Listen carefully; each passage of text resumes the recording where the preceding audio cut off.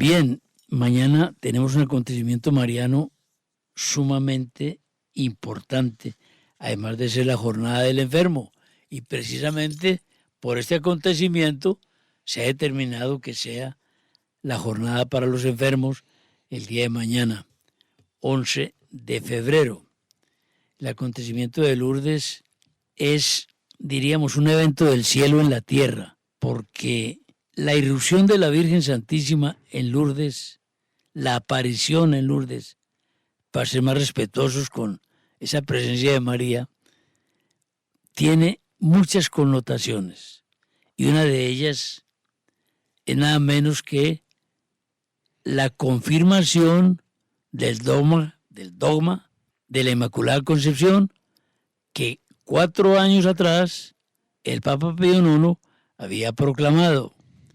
Entonces, una niña enferma, una niña ignorante, como era Bernardita, de 9 años, por orden del párroco, quien sabe que esta niña está recibiendo las visitas de una presunta señora muy hermosa, le dice, pues pregúntele a ella quién es. Y la niña le pregunta, vuelve con la razón del párroco y le dice, la señora me dice que ella es la Inmaculada Concepción de María. Y la niña, que no entendía qué querría decir eso, para nada.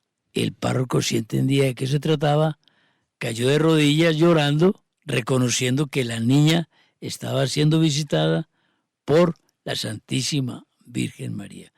Y esta proclamación del dogma, que tuvo esta confirmación, también tuvo precedentemente un anuncio. En el 1830, en la calle Rue de Bac de París, la Santísima María, al pedirle que se acuñara una medalla, pidió la inscripción: soy concebida sin pecado, es decir, concebida sin pecado original. Esta proclamación del dogma, a pesar de haber tenido estudios de siglos que favorecían mucho la doctrina de la concepción sin pecado original de María, pues tuvo un antecedente mediante una aparición y tuvo un consecuente en otra aparición. Vamos a charlar con Camilo André Gálvez, compañero de labores en estos micrófonos, y quien ha visitado a Lourdes, para que nos cuente particularidades de Lourdes, porque todos gozamos con las visitas de la Madre. Gracias, Orlando. Y bueno, ya lo dijiste todo, o sea, yo ni sé qué voy a decir. Pero qué coincidencia que tú vas explicitando en la introducción, en la apertura del programa, y yo creo que es lo más adecuado comenzar por ahí, por esa trilogía entre la Medalla Milagrosa, el Dogma y Lourdes. O sea, abre el camino para la comprensión y la promoción apostólica del dogma de la grandeza de Nuestra Señora como Inmaculada. Abre ese camino la gran manifestación sobrenatural de la Medalla Milagrosa. Santa Catalina Labouré, en la Rue de Bac, como bien lo decías ahora, se manifiesta a una religiosa y termina haciéndose popularísima una medalla tan popular como milagrosa, que no solo por acuñarla, sino especialmente por los milagros que hace, se empieza a darle el nombre de Medalla Milagrosa. O sea, el nombre de Medalla Milagrosa es un nombre dado en proporción a los grandes acontecimientos que se dieron en las personas que recibían o usaban piadosamente la medalla. Y en la medalla Nuestra Señora, en una de las manifestaciones a Santa Catalina, Nuestra Señora, eso lo cuenta Santa Catalina en sus memorias, Nuestra Señora le muestra cómo debe acuñar la medalla, por lado y lado, y tiene que ser así, así y así, y circundando la medalla debe de tener la siguiente leyenda, y la leyenda es: oh María sin pecado concebida, rogad por nosotros que recurrimos a vos. Oh María sin pecado concebida. Estamos hablando del año 1830, 14 años antes de la proclamación del dogma de la Inmaculada Concepción en la pluma y bajo el pontificado del Beato Pío IX. O sea, 14 años Nuestra Señora antes ya está haciendo promoción del gran acontecimiento que viene de manos del Papa. En 1830 todavía no era Papa Pío IX. No. O Pero sea, ni siquiera el Papa, o sea, ni siquiera el Papa que gobernaba era el que iba a dar la noticia del dogma. exactamente. Entonces, ya es un acontecimiento previo. Entonces, la gente, miren que usaba cotidianamente la medalla porque ya existía una devoción a Nuestra Señora como Inmaculada. Muy bueno eso que aclarabas ahora, Orlando, que eso no fue fruto, pues, de la imposición alienante de la Iglesia, ¿no? Que encona eh, sofismas o argumentos en las cabezas de las personas para mostrar una o para estructurar una espiritualidad, para nada. Esto era, el pueblo ya clamaba, en el corazón del pueblo brillaba la luz de la Inmaculada Concepción. La Iglesia oficializó, dio la última palabra y justificó en función de qué? De la tradición y de la Sagrada Escritura. 1854. Y 4 años después, en aquella mañana inolvidable del 11 de febrero de 1858, Bernadette salió con su hermana Antoinette y con su amiga Jeanne para el bosque. Iban a recoger leña, leña para el fogón, leña para la chimenea. Ellas vendían, recogían eso, recogían huesos también que habían en el bosque, huesos secos, y los vendían a fin de poder comprar algún alimento. O sea, era una niña de condición humilde. No solo campesina, sino de condición humilde, que a veces las dos cosas no van de la mano. Pero esta niña campesina y de condición económica muy humilde, no tenía una formación ni mucho menos teológica para poder salir con la historia que resultó saliendo después de las apariciones de Lourdes. Entonces, Nuestra Señora quiso evidenciar que a pesar de que el instrumento que ella estaba utilizando, Santa Bernardita, una niña virtuosa, que el instrumento no tenía grandes dotes ni conocimientos intelectuales, a través de ella se iba a dar una noticia. ¿Sabe qué, Orlando?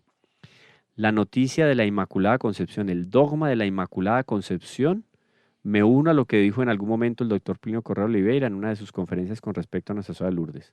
Lourdes fue una estocada mortal para el modernismo y el materialismo del siglo XIX.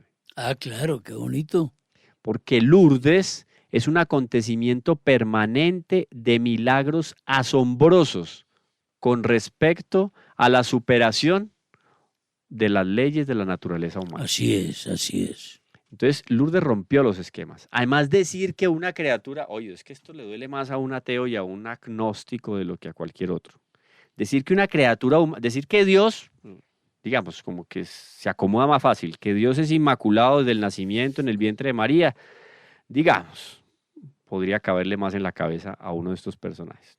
Pero a un materialista, ateo y anticlerical, porque también es una de las características que tenían los ateos del siglo XIX. No era ateo ya sentadito en su casa encerrado, sino No, que era ateo persecutores de la que iglesia. perseguían a la iglesia literalmente. Total. Decirle a ellos que una mujer, además, ni siquiera San José, pues lo digo por el contexto, que una mujer, oído, que una mujer desde el primer momento de la concepción de su madre, Santa Ana, de quien tampoco se tenían grandes nociones históricas, porque San Joaquín y Santa Ana aparecen en los evangelios apócrifos o en los textos apócrifos, decir que esa mujer era inmaculada desde el primer momento de la concepción, para los oídos de estas personas era un absurdo.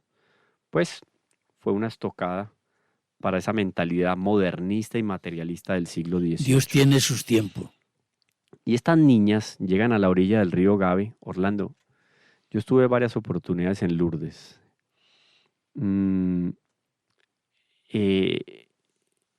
Hicimos una vigilia desde caído el sol, ya estaba cayendo el sol, estaba llegando la tarde, entrando la noche, era invierno.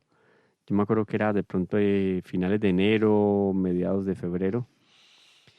Y cuando uno se sienta de frente a la gruta, que es el lugar donde Nuestra Señora se le apareció en varias oportunidades a Santa Bernardita, tú ves ahí la gruta, en la parte de abajo de la gruta está el lugar donde brota el agua milagrosa de Lourdes, que esa agua ya está canalizada, y uno ahí en el lugar donde nace el agua no puede ni meter la mano ni nada, pero puede ver donde brota el agua, es un manantial que brota.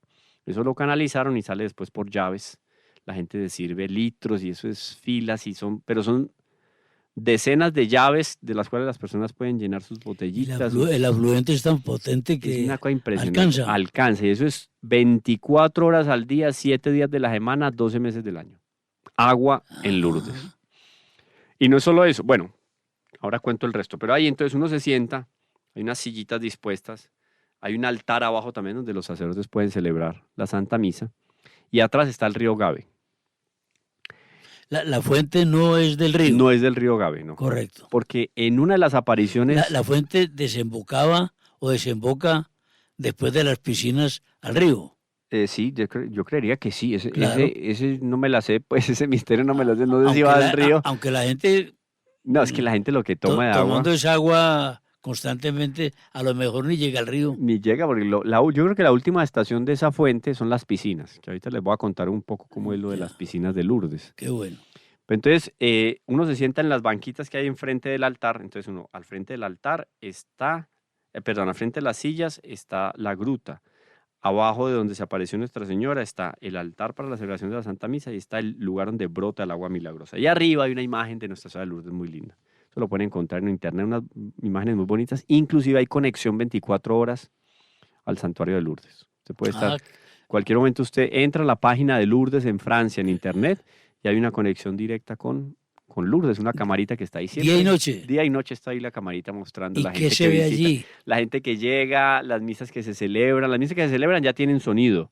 Ajá. Y el resto del día uno va acompañando ahí el peregrino que llega, el que se va. Y siempre hay gente. Siempre, es una cosa impresionante. Oiga, cuando yo fui a Orlando, estuve ahí, unos fríos, o sea, horrorosos. Pues, digo, de esas cosas que uno no sabe qué más ponerse encima para cubrirse. Claro.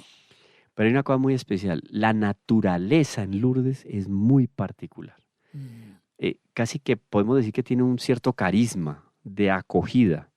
Entonces, repito, sentado en esa silla al frente del altar y con el río Gave atrás, ese río es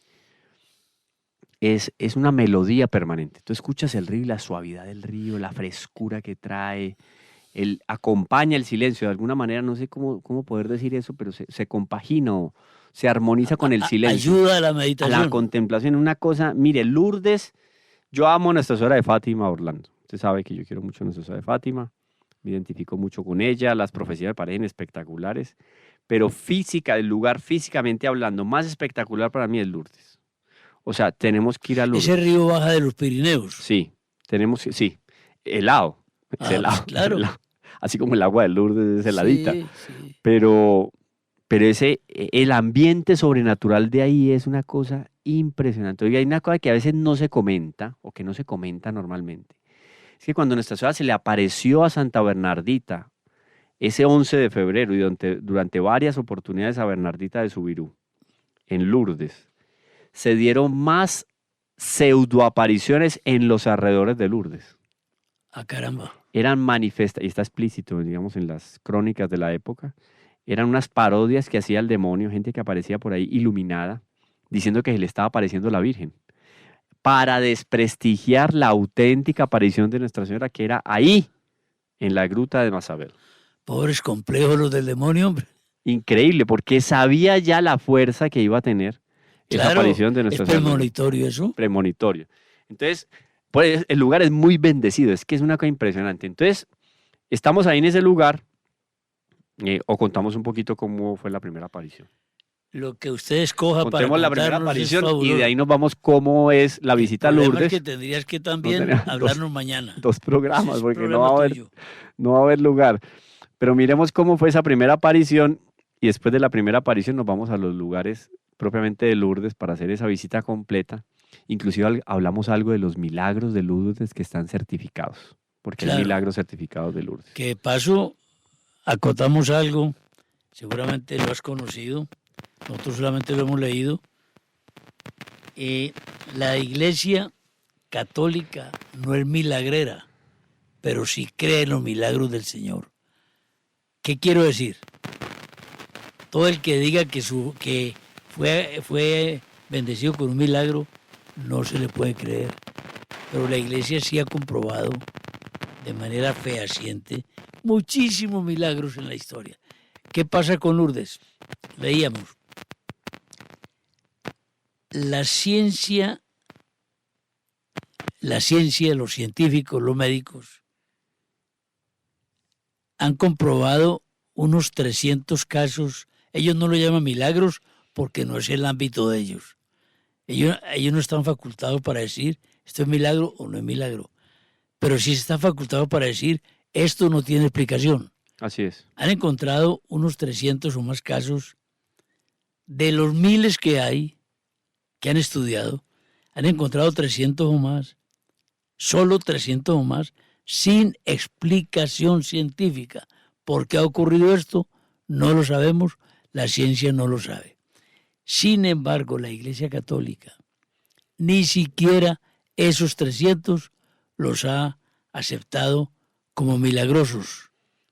Solo 60 y pico ha dicho, aquí hay un milagro indiscutible. Esto para aclarar. Sí, porque hasta hoy tenemos, y lo vamos a contemplar de pronto en el próximo programa, algunos de los milagros, hasta hoy están certificados y publicados oficialmente. Todos pueden verlo en la página web de Lourdes, Claro. del Santuario de Lourdes, 70 milagros. Vea, entonces 70 milagros. lo que leímos es cierto. Es decir, no porque no haya más milagros. No, estos son los certificados. Pero la Iglesia es cuidadosa, escrupulosa, va despacio. La Iglesia es lo más creíble que hay, hombre, Camilo. Es la notaría más eficaz que existe. La notaría más eficaz que existe. Y se nos acabó el tiempo. Todavía no, quedan unos 3 minuticos. 3 minuticos, entonces vámonos a esa primera aparición.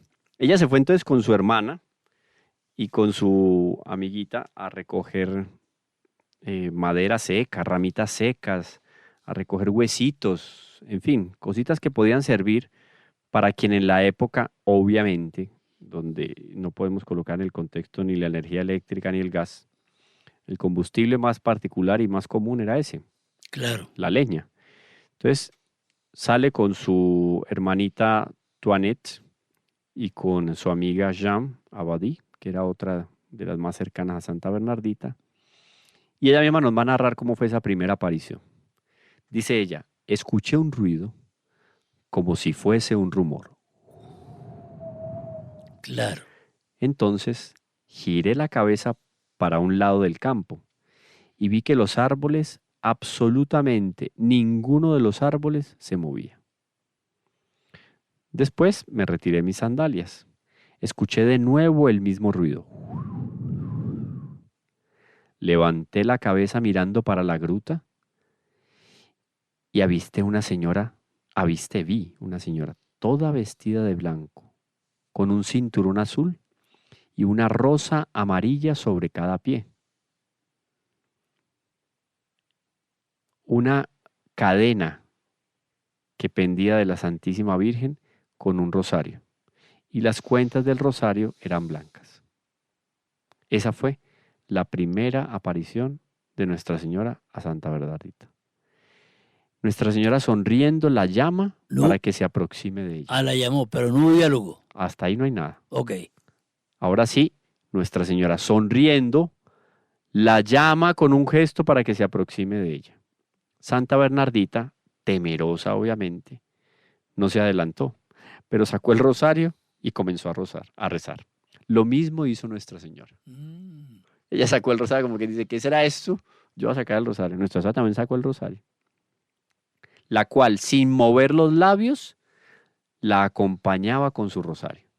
O sea, Santa Bernardita empezó a rezar el rosario y Nuestra Señora acompañaba con sus dedos el movimiento en el rosario. Después de que terminó el rosario, Nuestra Señora desapareció. 11 de febrero de 1858. Gruta de Masabiel, al lado del río Gave. ¿Masabiel es como la roca o qué? Sí, ahí construyeron encima de esa roca de Masabiel, en la roca propiamente, o sea, no a un ladito. En la roca, encima de la roca, construyeron el santuario de Nuestra Señora de Lourdes. Esta fue la primera aparición de Nuestra Señora. Hay un mensaje también y unas profecías.